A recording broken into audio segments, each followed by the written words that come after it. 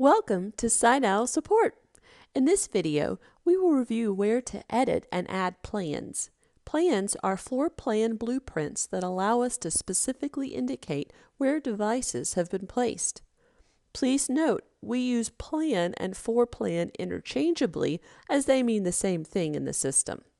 Before we get started, note your navigation menu to the left side, which stays with you throughout the site and provides quick shortcuts to Dashboard, Sites, Service Tickets, Site Devices, Projects, and Project Devices.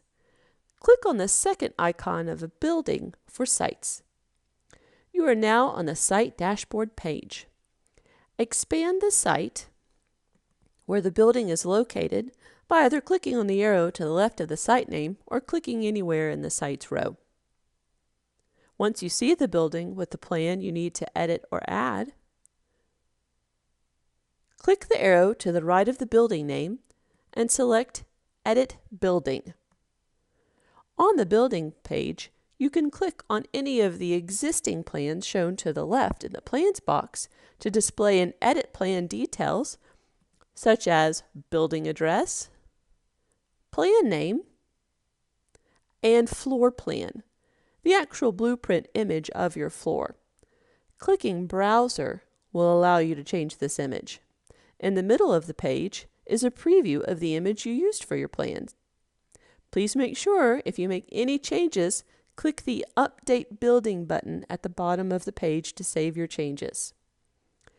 To add a new plan, click on the Add Plan link right below the Plan panel. From here, you will select your plan. In the area above the preview window, enter your building address,